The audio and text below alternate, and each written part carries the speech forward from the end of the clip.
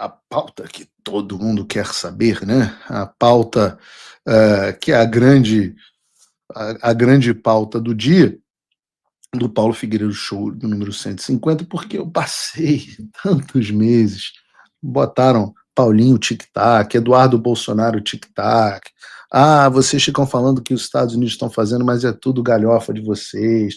Vem, eu tenho um clipe, né?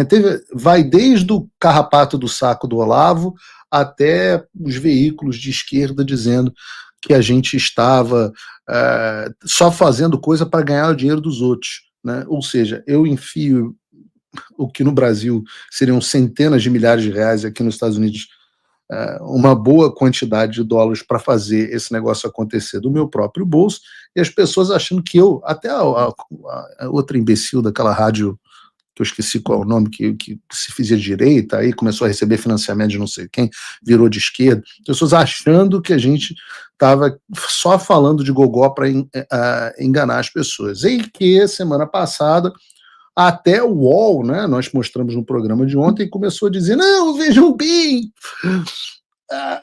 a Casa Branca está analisando sanções, mas, na verdade, está analisando, mas é muito mal visto, não deve acontecer, não, isso aí é um alto risco, então não deve acontecer. E eu falei, essa é uma maneira bacana de dizer, olha, sua vovó subiu no telhado, ela foi passear antes de dizer que a vovó morreu. E hoje, no Paulo Figueiredo Show de hoje, eu estava para entrar no programa, eis que eu recebi uma mensagem de um assessor do Congresso dos Estados Unidos me falando que tinha havido uma reunião do Comitê de Relações Exteriores da Câmara dos Deputados americanos, exatamente a mesmo órgão no qual eu depus há praticamente exatos um ano, onde um deputado chamado Corey Mills, que vocês vão reconhecer daqui a pouco, fez uma pergunta muito direta ao Marco Rubio, que é o secretário de Estado americano. E nós tivemos pela primeira vez, e você vai assistir agora com exclusividade no Paulo Figueiredo Show, nós tivemos pela primeira vez uma manifestação oficial do governo americano a respeito de sanções do Alexandre de Moraes. E eu vou dar um spoiler aqui para vocês. Segundo o secretário de Estado Marco Rubio, essas sanções são muito prováveis. A reunião foi FY 26, a postura do Departamento de Estado protegendo os interesses americanos. E eu vou colocar o clipe aqui para vocês assistirem de forma legendada e comento em seguida. Brazil, if I may. Mr. Secretary, as you're certainly aware, the alarming human rights decline in Brazil. We've seen pervasive censorship, political persecution targeting the entire opposition, including journalists and ordinary citizens. What they're now doing is an imminent politically motivated imprisonment of former President Bolsonaro. Bom, primeiro aqui o reconhecimento de que há perseguição política de oposição, inclusive de jornalistas. E depois o reconhecimento de que a perseguição da oposição que deve culminar com a prisão do Bolsonaro. This crackdown is extended beyond Brazil's borders, impacting individuals on U.S. soil. Indivíduos no solo americano sendo perseguidos pelo Alexandre de Moraes. 2023 Financial Times article actually talked about this. What do you intend to do, and would you be looking at Supreme Court justice sanctioning of Alexandre de Moraes under the Global Magnitsky Act? That is. Vejam, você apoia sanções contra Alexandre de Moraes sob o Global Magnitsky Act, a Lei Magnitsky, que ninguém nunca tinha ouvido falar no Brasil, exceto pelos tweets do professor Olavo de Carvalho, até que a gente começou a falar sobre isso poucos meses atrás. Vejam agora a resposta do Marco Rubio. Vou voltar aqui um pouquinho. Moraes under the Global Magnitsky Act. That is under review right now, and it's a great possibility that will happen. Thank you so much, Mr. Secretary. Isso está em revisão neste momento e há uma grande possibilidade de que isso aconteça. Mic drop. Eu acho que, pelo menos neste momento, deve começar a haver um pouco mais de credibilidade nas coisas que eu falo. Você não reconhece esse deputado? Como será que ele é tão bem informado do Brasil? Se você está com a memória fraca, você tem um vídeo aí para reforçar a memória das pessoas, João? Ou Bruno? Vejam, que bonito. Deputado Felipe Barros, deputado Eduardo Bolsonaro, Paulo Figueiredo e quem? Poxa, caramba, deputado Corey Mills na semana passada, um cara muito parecido com ele, com esse cara que está falando com o secretário Rubio, né? E as pessoas acham que a gente vai lá passear e gastar dinheiro. E as pessoas acham que a gente vai lá passear e gastar dinheiro. Vocês sabem, eu vou fazer rapidamente um break, porque esse é um momento justo de começar a colher os louros do trabalho feito. E é um momento de agradecimento aqui. Muito disso só é possível graças aos meus apoiadores. Porque, de fato, eu enfio do meu próprio bolso uma fortuna para que essas coisas aconteçam. Eu já fiz as contas, a última conta que eu fiz eram quase $180 mil que eu enfiei do meu bolso nessa brincadeira. Entre tantas ações, contratações de escritórios de advocacia, viagens, estrutura e etc, etc. Coisas que nem dá para falar aqui. Mas o que eu posso dizer para vocês é que muito disso era possível graças aos meus apoiadores, que sustentam a minha atividade jornalística. Então, a você que é meu patrono Gold, eu peço desculpa se eu não estou podendo te dar tanta atenção quanto eu costumava dar. A você que é meu apoiador, eu deixo aqui o meu agradecimento, porque isso só é possível. Nós só estamos vivendo um momento onde o secretário de Estado está dizendo que sanções que são muito prováveis e que estão em análise graças a você. Você colocou o seu tijolo no lugar. Então, eu quero deixar o meu agradecimento a você. Essa é a vez de eu agradecer a você, porque há 2 anos atrás, 2 anos e meio atrás, quando eu comecei essa estratégia, poucos me apoiaram, poucos acreditavam nisso. E como quase tudo que vale na vida, só teve gente tacando pedra, só teve gente fazendo chacota, inclusive gente de supostamente direita, gente que fica sentada no sofá e não faz nada. Mesmo muitos colegas jornalistas que são muito críticos, que falam muito bem, quando pedi a ajuda deles para me ajudarem, quase nenhum ajudou. Quase nenhum apareceu. Foram muito poucos. Então você que arregaçou a manga e acreditou no improvável porque viu alguém que disse que faria o que ia fazer, você merece o meu agradecimento. Porque quando sair é fácil. É fácil apoiar, é fácil ter os aplausos depois do resultado.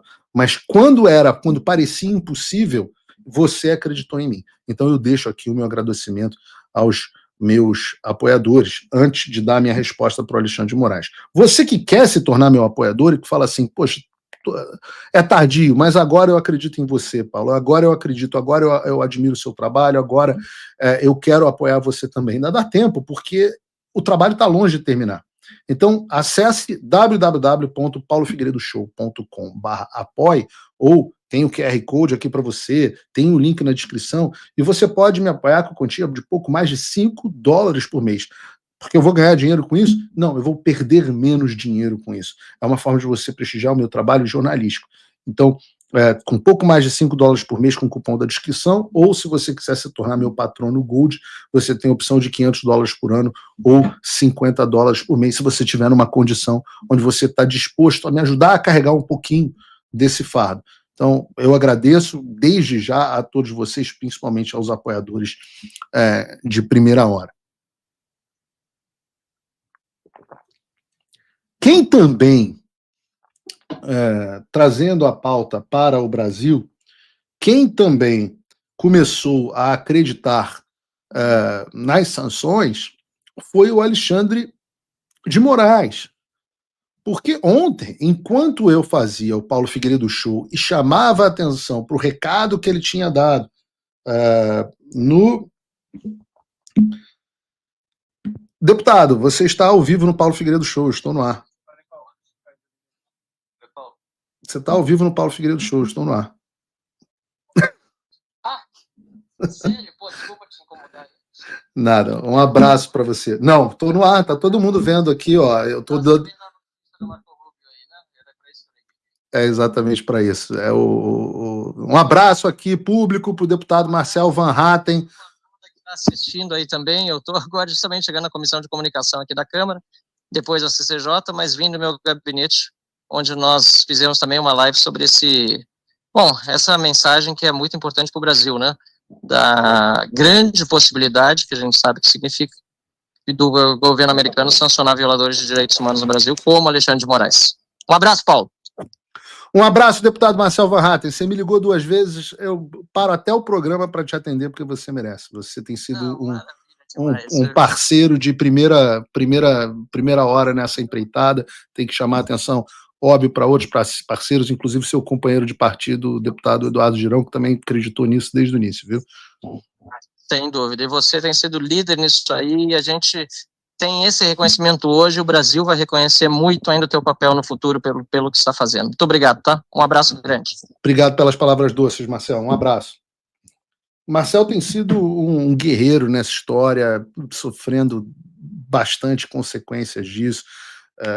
Assim, se não fossem homens como esse, é claro, o deputado Eduardo Bolsonaro, o cara que abriu mão da vida dele, do mandato dele para vir para cá, para arregaçar as mangas, meu parceiro, meu irmão de trincheira, que o homem que é respeitado, que abre todas as portas aqui. Quantas portas abertas não foram abertas pelo deputado Eduardo Bolsonaro, mas tem Marcel, teve o papel dele, a senadora Eduardo Girão, o senador Magno Malta, o senador Jorge Seife, lá atrás fez um bom trabalho, vários outros deputados, Felipe Barro, Bia Kicis, Paulo Bilinski, eu não vou nem... Gustavo Gayer, um guerreiro nessa história. Eu vou cometer aqui até deixar muita gente de fora, mas eu sempre que posso faço reconhecimento a essas pessoas que arregaçaram as mangas e tiveram aqui, deram um suporte que eu, sem mandato, sem nada, jamais conseguiria fazer. Então, é muito bacana, né, ver pessoas que, por exemplo, Marcel e o Eduardo Girão não são nem bolsonaristas, vão lá, sentam na mesa, dão as mãos, fazem um trabalho muito bacana, é importante.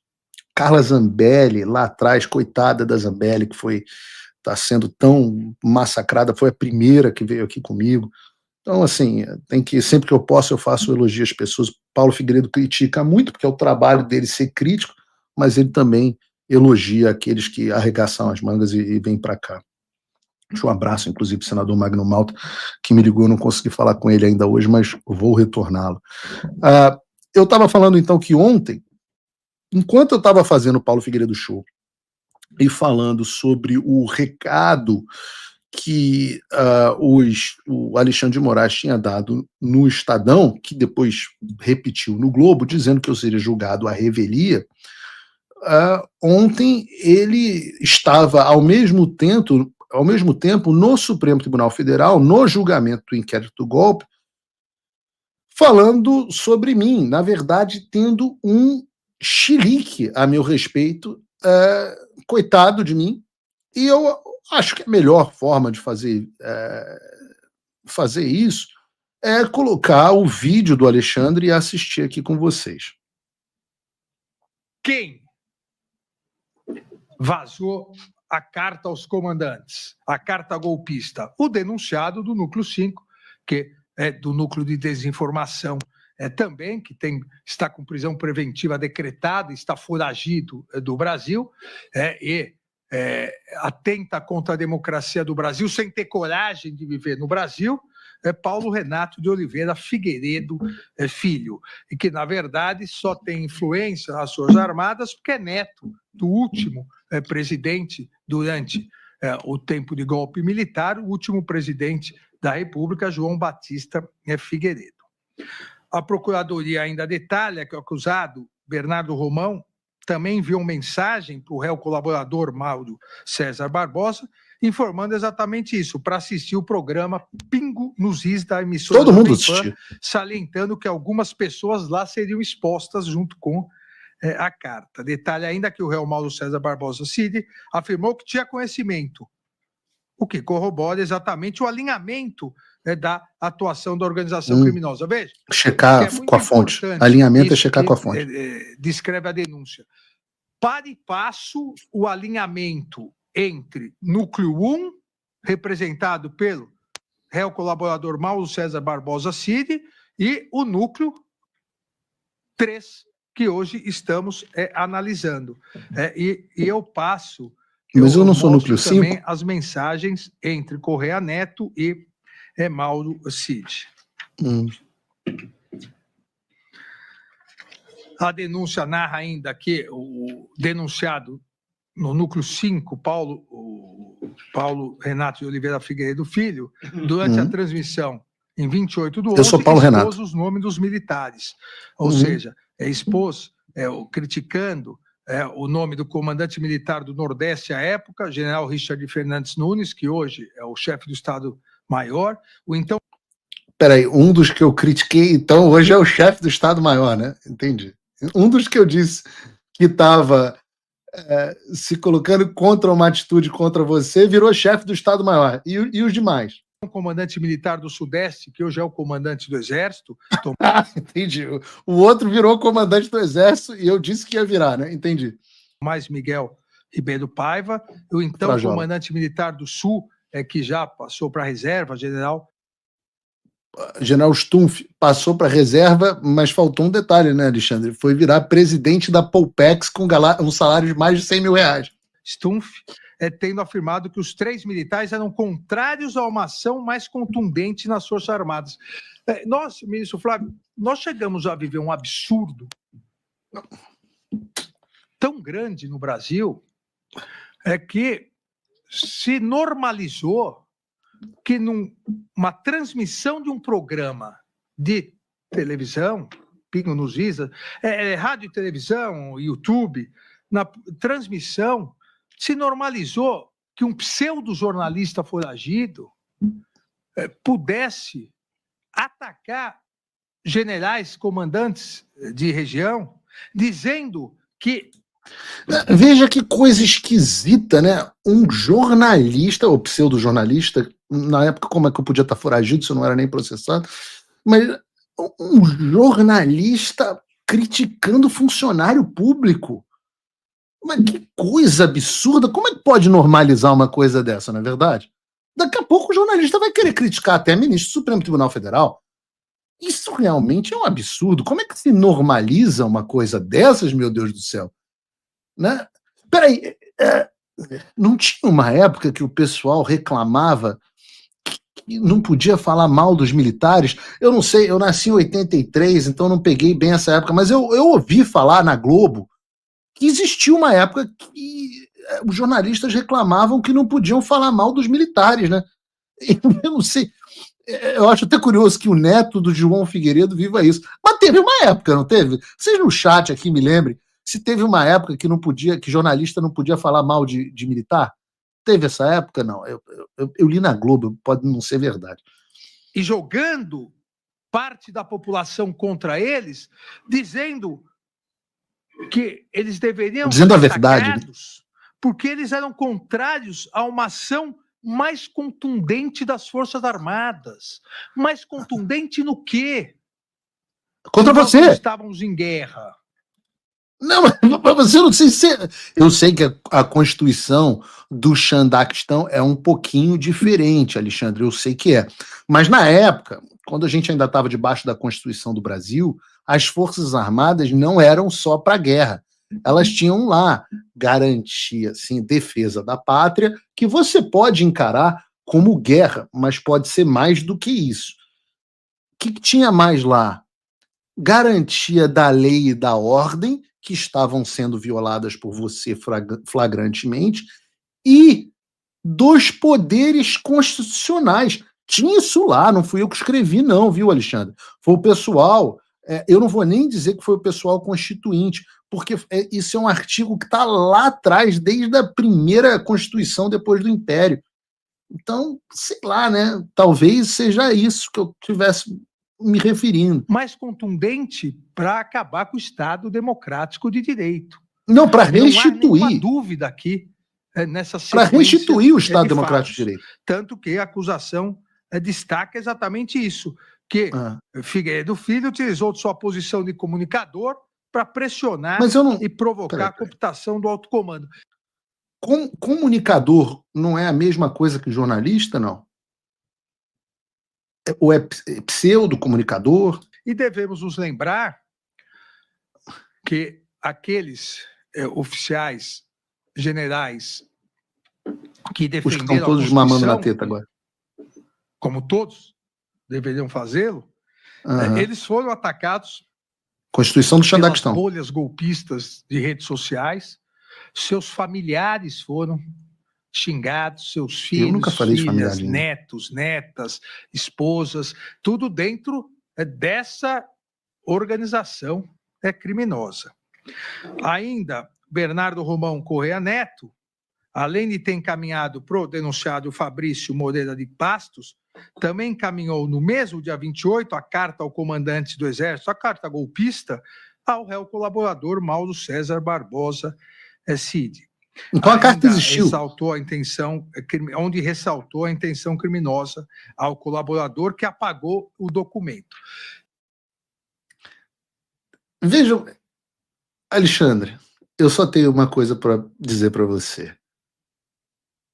Galvão, sentiu. Quando partiu para essa cara, tem a cara do Alexandre aí para mim, o Bruno? Tem a carinha do Alexandre, assim, o semblante amoroso dele, não? Nossa, não, bota em tela cheia para mim. É muito amor ao falar do Paulo Figueiredo, hein, Alexandre? É muito amor, a diferença do seu semblante pro meu. Você tá com cinto de segurança, não? Entendi esse negócio que tá usando, uma tipóia, talvez. É muito amor. Agora, volta para mim. Você partiu para esse argumento de adolescente, de você não tem coragem de vir aqui me enfrentar, mas tem algumas coisas que você merece ouvir, já que você partiu para essa. A primeira pergunta é: por que você está tão desesperado comigo? Por que eu tenho um núcleo só para mim no caso do golpe? Por que você está tentando me julgar à revelia, mesmo com todo esse desgaste? Por que você mandou recado ontem do Estadão? Por que você está no meio de um julgamento que não é nem do meu núcleo, falando do meu nome, me xingando? Por que você está assim, Alexandre, com essa cara, bota aí de novo, essa cara de ódio a meu respeito? A resposta está no bloco anterior, está na fala do secretário Marco Rubio. Porque essa é a primeira porrada real que o Alexandre toma e vai tomar efetivamente em anos, desde que ele se tornou ministro do Supremo Tribunal Federal.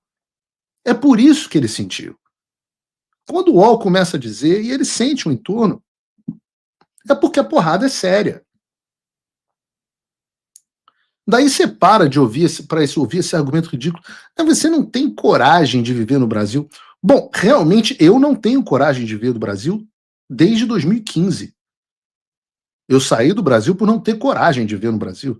Uma violência do cacete, um país dominado pelo tráfico de drogas, pela criminalidade, um país que depois, onde jornalistas são presos, são perseguidos. Eu não tenho coragem realmente de viver no Brasil, não.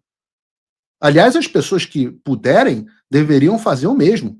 Procurem, inclusive, a Imigrex, empresa de imigração minha com a Ludmila Lins Grilo, link na descrição, que a gente vai te ajudar, inclusive, a também sair do Brasil. Como eu disse, eu saí em 2015. Naquela época, em 2015, eu acho que você era, inclusive, advogado da Transcop, né? Aquela empresa que parece que lavava dinheiro para o PCC, né?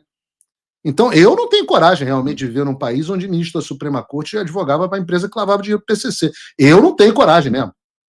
Não estou dizendo que você é envolvido, mas eu não tenho coragem de viver num país desse. Não tenho elementos para dizer.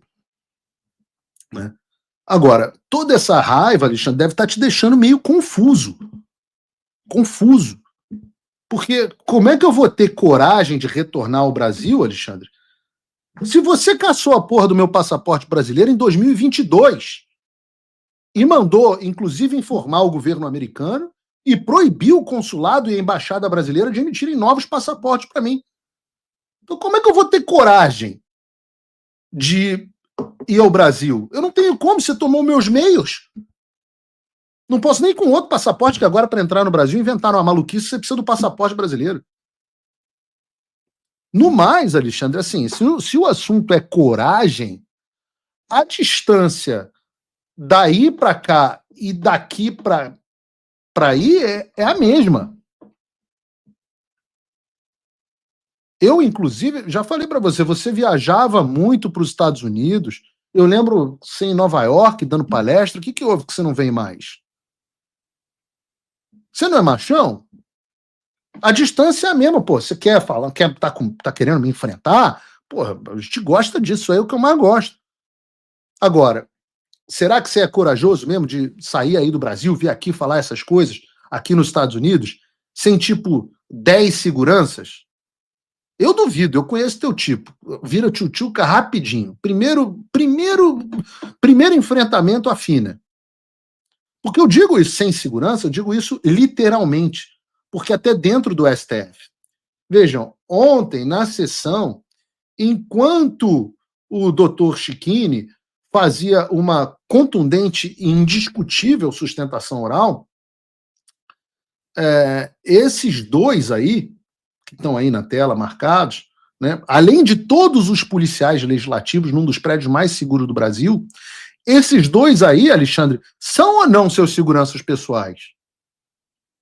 O da direita é ou não é o capitão Macedo, cujo processo você está cobertando? O capitão Macedo é aquele dos diálogos da Vaza Toga, sabe, que está sendo investigado por fornecer pesquisa clandestina policial a você, Alexandre? Aquele que no momento em que a juíza pediu para ouvir o segurança, o teu segurança, você mandou o processo subir para o STF? Então, esse negócio de eu sou machão, tenho coragem, para cima de Moá, não, querido. Veja, eu sou só um pseudo-jornalista. Eu não tenho nem monitoramento, né? São imagens. Daqui a pouco eu vou dizer, Paulo Figueiredo está monitorando o Alexandre de Moraes. As imagens são do Space Liberdade, do julgamento público. Mas eu tenho olhos e ouvidos e boas fontes, Alexandre, inclusive bem perto de você. Bem perto de você. Por isso que eu sabia quando você ia encontrar o comandante general Tomás Frajola, esse que você estava elogiando e puxando o saco aí agora no julgamento. E daí você vem com a ideia de que eu estou foragido. Bom, olha, em primeiro lugar, eu tenho que ser bem sincero. Como não consta nenhuma prisão preventiva contra mim, eu imagino que você tenha decretado essa prisão em sigilo ou tenha decretado nos últimos dias e ela ainda não foi despachada. Tudo bem. Obviamente, isso já era esperado por mim e é absolutamente inócuo. Porque, assim, a verdade é que eu não posso estar foragido na mesma casa em que eu vivo há 11 anos. Ninguém fica foragido onde mora. E ninguém fica foragido sem um passaporte para poder voltar ao Brasil. E mais, eu estou num país que tem acordo de cooperação com o Brasil. Os Estados Unidos têm acordo de cooperação com o Brasil. Tem tratado de extradição, tem EMILAT, tem convenção de Haia. Então, não tem como eu ficar foragido aqui nos Estados Unidos, né? A não ser que as suas ordens sejam ilegais e sejam recusadas pelo governo americano e que a sua ordem de prisão seja recusada pela Interpol. E não vem dizer que é porque eu sou amigo do Donald Trump, não.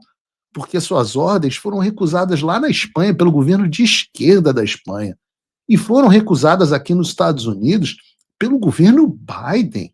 Que vergonha, Alexandre. Então, talvez, só talvez, quem não tenha coragem de mandar as ordens, as citações e os pedidos de extradição, seja você. Eu não posso ser foragido de ordens que eu desconheço. O nome de gente que fica cercada de segurança, de quem gosta de ficar no país onde é ditador, é basicamente aquele que aponta uma arma para a cabeça dos outros e posa de machão. O nome desse tipo de gente, Alexandre, é covarde. No fundo, você não passa de um velho e bom covarde que gosta de bater em velhinha do 6 de janeiro, de mulher que pinta estátua de batom, de Débora. Você gosta de bater em quem é fraco. Só tem um problema. Na minha mão, você vai se fuder, porque eu sou o cão pastor. Eu tenho o mesmo dom da agressividade de vocês, os lobos, só que eu defendo as ovelhas. E eu tenho do meu lado alguém que faz todo o seu poder parecer insignificante. Eu tenho alguém aqui me protegendo que faz você parecer um nada. Você está achando que eu estou falando do Donald Trump? Não. Eu estou falando do Senhor dos Exércitos. Eu estou da mesma forma que o Davi não foi para o confronto direto para trocar soco com Golias, eu vou daqui de longe, com a minha funda, com a minha atiradeira, acertar uma pedra, em breve, metafórica, Alexandre, no meio da sua testa. E aí você vai saber quem é o Senhor. Tem um louvor aqui nos Estados Unidos, eu não sei como é que essa música, acho que não tem versão em português, que diz que o meu Deus é maior que você. Que se eu falar para as montanhas, elas andam. É hora delas se moverem, elas se movem. Não pense que eu sempre falo, eu sou um imigrante, um pobre jornalista, ou melhor, né, um pseudo-jornalista. Não pensa que eu estou fazendo nada dessas coisas, não. Não tenha medo de mim, não, Alexandre, não se desespera. Tenha medo da mão poderosa da providência. Tenha medo da mão poderosa da providência. Aliás, tem a imagem do Metrópolis aí. Você me chamar, ficar me esculhambando e tal, seu vídeo me esculhambando, esse vídeo aí teve milhões de visualizações, você me chamando de pseudo-jornalista rendeu até manchete. Se esse país, Brasil, vivesse uma democracia, você estava sendo processado. Mas eu não sou, obviamente, infantil e tolo a ponto de achar que existe justiça no Brasil. Mas olha, se eu sou um pseudo-jornalista, porque não tenho o diploma que o William Bonner tem, que o William Bonner também não tem, aliás, né? Se com todas as coisas que eu fiz, dá para falar aqui algumas, né? Nesse momento aí, essas transmissões de televisão, esse comunicador, ele liderava, ele tinha um programa da TV jornalística, de um canal de jornalismo mais assistido no Brasil, com mais do que o dobro da audiência do segundo colocado. Você podia somar a Globo News e a CNN, e às vezes já tinha o dobro da soma dos dois canais, os Pingos nos Is. Em 2022, os Pingos nos Is ganhou 2 prêmios IBEST. 2 prêmios IBEST no ano que eu estava, em parte, à frente do programa. Eu não estava sozinho, não. Tinha muita gente boa, inclusive, que me antecedeu.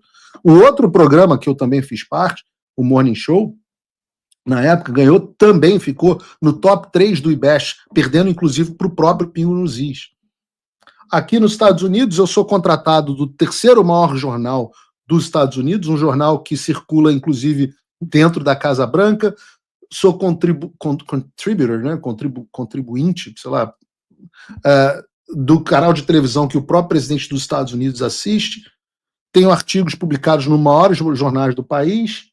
Tenho, por um acaso, carteirinha de jornalista, que bonitinha, de organização internacional.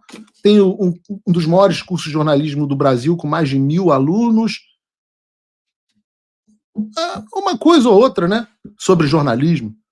Eu acho. Você também já chamou o Constantino de pseudo-jornalista. O Constantino ainda é um jornalista no Brasil com mais accomplished, né, com mais sucesso e track record que eu. Aliás, um abraço para o Rodrigo aqui, com quem eu tive o prazer de falar hoje de manhã e me disse que está se recuperando bem. e que ninguém tira da nossa cabeça que você teve dedo na situação emocional dele, nesse câncer que se instalou no cara. Mas se eu, volto a dizer, né, com tudo isso, mesmo, aliás, fiz faculdade de jornalismo antes de ir para a faculdade de economia, mas se tudo isso eu sou um pseudo-jornalista, né, o William Bonner também não tem diploma de jornalismo, não, só para você saber. Né? No Brasil, como é que é? Se eu sou um pseudo-jornalista, no Brasil o juiz tem que prestar concurso. Né? Eu até sou contra esse modelo, mas juiz no Brasil tem que prestar concurso. Então, responde um negócio rapidinho aí, Alexandre. O pessoal pode me responder no chat também. Qual foi o concurso que você prestou, Alexandre? Qual foi o concurso que você prestou? Ah, não, prestou concurso? Não. Bom, então, na verdade, é você que é o pseudo-juiz. Esse trecho, onde ele diz, vejam que absurdo, vivemos um pseudo-jornalista criticando militares. Eu digo diferente, eu digo assim, vejam o absurdo em que nós vivemos, onde um pseudo-juiz, um servidor público, um burocratazinho de meia tigela, acha que é normal me botar num núcleo de desinformação, sendo que nem existe crime de desinformação no direito brasileiro. Um burocratazinho de quinta categoria acha que é normal ele querer perseguir um jornalista por criticar funcionário público? Militar é funcionário público, é pago com o meu salário, vou criticar o militar que eu quiser. Deixa eu deixar claro isso, se não ficou para todos vocês, Alexandre, Tomás, Lula, todos vocês são pagos com o meu dinheiro. Vocês são nossos servidores. E eu vou criticar a todos enquanto der na porra da minha telha. E se você não quiser ser criticado, teve um pseudo-juiz que disse lá atrás, saia do serviço público. Deixa eu te falar uma coisa, Alexandre. Você disse que eu vazei carta? Em primeiro lugar, vazar é o que o teu gabinete faz com os autos do processo que você julga para destruir a reputação dos outros. Vazar é o que você faz com a Dani Lima. Jornalista não vaza. Jornalista publica.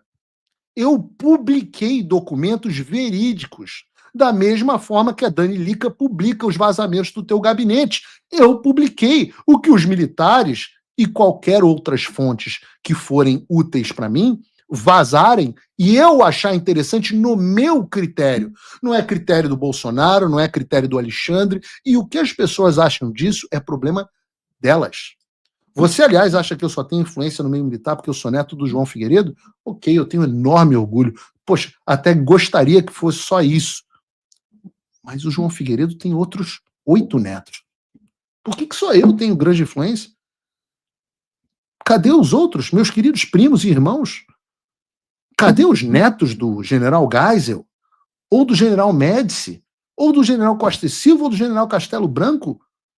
Será que talvez eu tenha um pouco de influência e tenha quase 30 mil pessoas ao vivo me assistindo agora e tem influência nos meios militares, especialmente porque eu dei e dou voz a uma tropa que é honrada, patriota e que está de saco cheio desses milico de quinta categoria melancia no alto comando, igual o general Richard, igual o general Stumpf, especialmente igual o general Frajola e outros que entraram no alto comando depois que o Lula assumiu.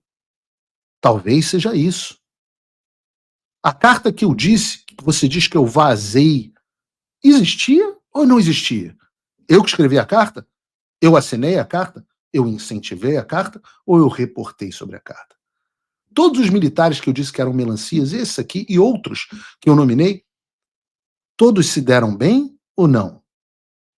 Eu estava certo? Você que falou. Eu disse que cada um deles é agora. Então, será que tudo que o pseudo-jornalista, aquele que avisou o que ia acontecer com o 8 de janeiro, que você ia instrumentalizar aquele incêndio no hashtag para você se tornar o ditador do país, Tudo que esse pseudo-jornalista disse que ia acontecer, aconteceu. Agora, os jornalistas de verdade, tipo Dani Lima, disseram que era tudo mentira, etc, etc. E esses é que são jornalistas de verdade, né? Só no teu mundo bizarro de pseudo-juiz. Acho que está bem respondido, Alexandre. Você está com raiva de mim? Você se prepare que você vai ter muito mais raiva de mim nos próximos dias. Nas próximas semanas, talvez. Quem sabe menos. Você vai ter muito mais raiva de mim. E eu já disse, ontem eu ilustrei o Batman Dark Knight várias vezes, né? Tem um momento onde o Bruce Wayne pergunta pro Alfred: como é que vocês pegaram aquele bandido em Burma, né, na Birmânia, que vocês não conseguiam pegar de jeito nenhum? E o Alfred diz: a gente tacou fogo na floresta toda. Eu estou disposto a tacar fogo na floresta toda para te pegar. Vamos ver se vai ser necessário.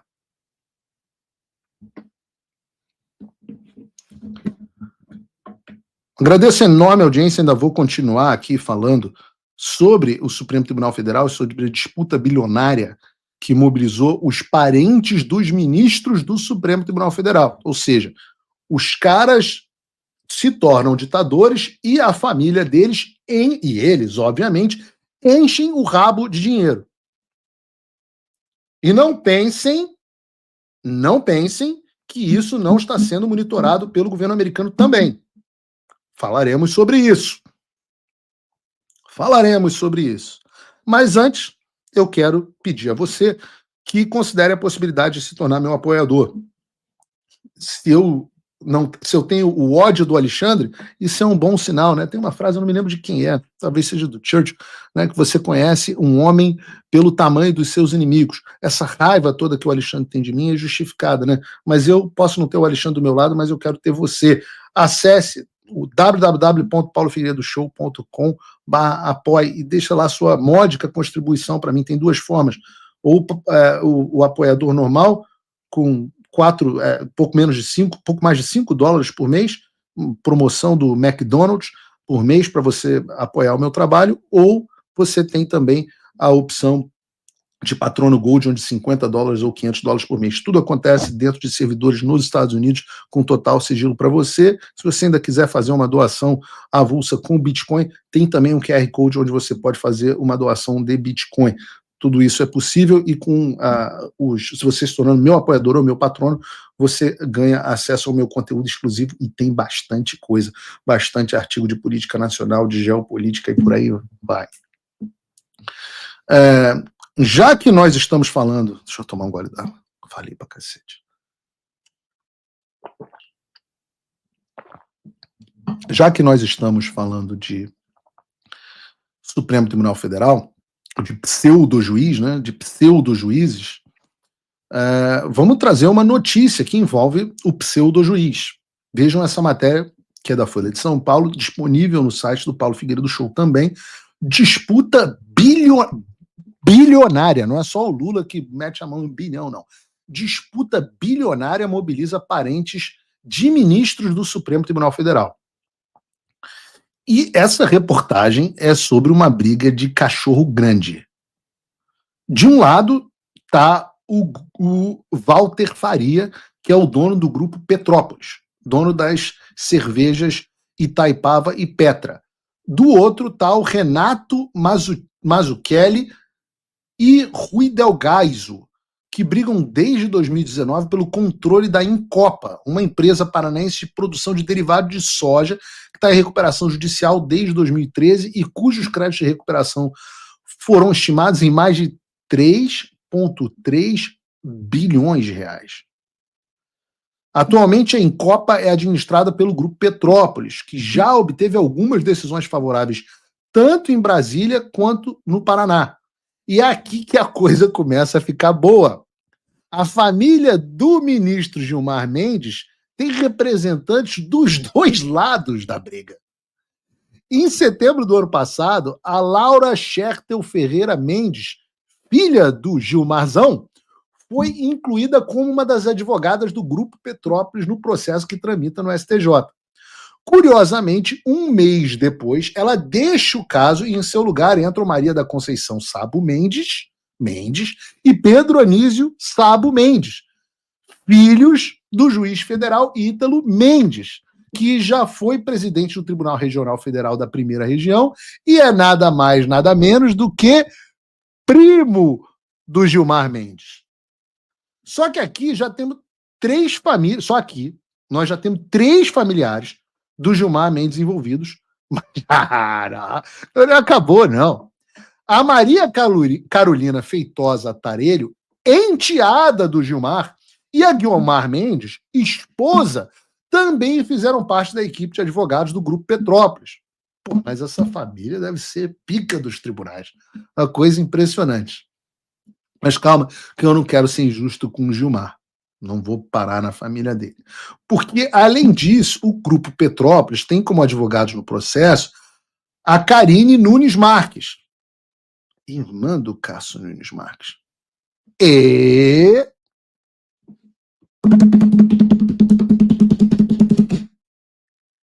Viviane de Barci Moraes, esposa do pseudo-juiz Alexandre de Moraes. Além de Luiz Felipe Salomão Filho de, porra, se vocês errarem essa, filho do Luiz Felipe Salomão, ministro do STJ. Esse é o time do Grupo Petrópolis. Mas, representando no corner azul, do outro lado, tem também o Grupo Crown. E se a defesa do Grupo Petrópolis estava cheia de parentes dos ministros supremos, como está o Grupo Crown? Fazem parte da defesa da Crown a Guiomar Mendes, que tinha sido a advogada do Grupo Petrópolis, e a filha Daniele, que é irmã da Maria Carolina, também advogada do Grupo Petrópolis. Mas calma, que para fechar com chave de ouro, nós temos ainda na defesa da Crown a Valesca Zanin, que é a esposa do Carlos Zanin. E eu, obviamente, não preciso falar que esse processo vai acabar no Supremo Tribunal Federal para que os ministros analisem. E aí eu quero ver se eles vão se declarar suspeitos ou não. Spoiler, não, porque eles já decidiram que não precisam se declarar suspeitos nesse caso. A Folha de São Paulo, palmas para a Folha de São Paulo, fez esse gráfico excelente que facilita a visualização da coisa toda, para aqueles que gostam de gráfico. Cada bolinha e linha dessas que vocês estão vendo no gráfico representam a ligação de uma pessoa envolvida com o ministro do Supremo Tribunal Federal, além do ministro Luiz Felipe Salomão do STJ. E em um Brasil de pseudo-juízes, é isso aí que vira o Poder Judiciário. Um balcão de negócio, onde quem tem dinheiro contrata os parentes dos juízes que vão julgar. E muitas vezes são extorquidos por esses escritórios. Eu conheço empresários que não querem se identificar, que dizem o seguinte: cara, eu tive uma ação que podia parar no STF, eu recebi uma ligação de uma advogada parente de um ministro, não vou expor aqui quem é ainda, e imediatamente dizendo, olha, é importante que esse caso aí, poxa, você analise bem, porque pode parar no Supremo Tribunal Federal. Mas eu posso fazer aqui um parecer. Sabe quanto cobrou a moça, a grande, a brilhante, a Ronaldinha do direito? 1 milhão por um parecer. Por um parecer. Eu não vou dizer nem quem é, mas é uma pessoa conhecida pela sua arrogância, por mandar praticamente jagunço em cima delas, das pessoas que forem. Absolutamente incrível. Agora, é isso que explica um pseudo-juiz que ganha mais ou menos $5 mil por mês, tá usando um relógio Patek Philippe de $500 mil. É isso que explica. E entendam, nos próximos dias, o que é muito provável, segundo Marco Rubio, é que o Alexandre de Moraes seja sancionado através da Lei Magnitsky. Mas não pensem que esta reportagem, várias outras e uma investigação própria, não tenham levantado de onde vem o dinheiro dos ministros. Todos eles. Não todos. Justiça seja feita. Tem que tirar aqui. Justiça seja feita. O André Mendonça não faz esse tipo de coisa. Acho que a Carmen Lúcia também não. O Fachin, o Dino, eu não sei. Eu confesso que eu não vi. Mas esses todos aí, e mais, estão todos sendo mapeados. E aí, é isso que eu estou dizendo. Se a gente tiver que queimar a floresta inteira para pegar o vilão, o pseudo-juiz, a gente vai pegar. A gente vai queimar. Pode ter certeza. E aí eu não sei se o Brasil vai entrar num processo de acomodação ou se a gente vai queimar a floresta inteira. Mas isso aí vocês vão ouvir mais vindo aqui dos Estados Unidos num futuro breve. Eu quero entrar numa pauta ontem, que é a do... Vocês acham que eu tenho... Eu vou fazer igual como era o nome daquele cara da televisão? Aquele apresentador? Queima ou não queima? Vocês acham que é para queimar a floresta inteira? Ou pega só o Alexandre e se livra do Alexandre e recompõe o país? Queima tudo? Queima ou não queima? Respondam aí no chat o que vocês acham que deve acontecer. Eu vou falar sobre o caso do Fábio Weingarten aqui. Foi um caso que também rendeu muita treta nas redes sociais. O Papa vai ficar para amanhã, porque já temos 1h16 de programa. Mas eu não queria deixar de falar de um assunto relacionado ao Brasil. E o assunto foi a demissão do Fábio Weingarten, que tocava a comunicação do presidente Bolsonaro, que ontem foi defenestrado do PL, depois que vazaram mensagens entre o Mauro Cid e ele, onde ele teria feito críticas, principalmente a Michele Bolsonaro, dizendo, e aí obviamente é uma brincadeira, o Cid diz, né, poxa, se a Michele for a candidata eu prefiro o Lula, e o Weingarten concorda. E, obviamente, isso é uma brincadeira, obviamente isso é uma hipérbole, são dois amigos brincando entre si, que têm críticas a Michele. Eu já vi muita gente reclamar da Michele, justiça seja feita, muita gente me associa ao Eduardo, então eu tenho que fazer aqui esse disclaimer, que eu nunca vi o Eduardo falar uma vírgula da Michele, me parece, inclusive, quando eu vi os dois juntos, que se dão muito bem, mas eu já vi muita gente fazendo crítica e eu entendo isso, porque a mulher do presidente tem uma postura que muitas vezes é antipática. O próprio Mauro Cid, a quantidade de gente que reclamava do Mauro Cid, e eu também entendia, porque o ajudante de ordem é um cara que tá ali no entorno e acaba vetando as pessoas no entorno e tudo mais. Então, essas críticas acontecem, os desgastes acontecem. Né? Tá bom, eu estava ali e eu conheço o Fábio Weingarten, e ele tem vários defeitos, como, aliás, todos nós temos. Eu já vi várias reclamações de pisadas de bola que ele cometeu, mas tem um porém.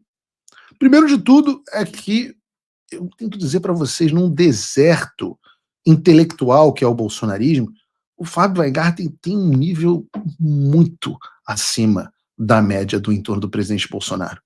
Intelectualmente indiscutível. E, segundo, ele tem uma capacidade que é uma capacidade inexistente no entorno do presidente, que é a capacidade de comunicação com a imprensa tradicional. Ele é um cara que entende como é que se manda notícia, como que se publica, para quem, qual é a narrativa correta, quais são os melhores colunistas, tem uma relação boa com vários veículos, várias pessoas na imprensa, e tudo isso é necessário para a gente. Vocês veem que eu tenho boa relação com vários jornalistas, e vários outros eu trato como os vermes que são, né? Mas os que são de esquerda mais honestos, a gente tem que ter uma boa relação. E a verdade é que não tem mais absolutamente ninguém com essas características no entorno do Bolsonaro. E aí, beleza, demitiu o cara, né? Mas por que demitiu? E eu fui apurar e vi que foi uma decisão da Michele, que falou com o Valdemar, e o Valdemar que tomou a demissão. Michele, até fica à vontade, volto a dizer, gosto muito de você. Se quiser contradizer aqui o que as minhas fontes me falaram, mas foi isso que eu ouvi, que foi uma decisão da Michelle, falou com o Valdemar, e o Valdemar demitiu. E que o presidente Bolsonaro não tinha essa vontade, propôs até uma medida alternativa, etc., redução de salário, alguma coisa do tipo, mas o Valdemar tomou a decisão a pedido da Michelle. Agora, de novo, com todo o carinho possível, eu volto a dizer, Michelle é um dos grandes ativos políticos que o bolsonarismo tem e terá uma função cada vez mais importante. Mas a comunicação não é a praia dela. Mas será uma senadora incrível, mulher do presidente, uma primeira-dama de primeira categoria. Rasga elogios porque ela realmente merece, mas o presidente precisa de alguém que faça a comunicação.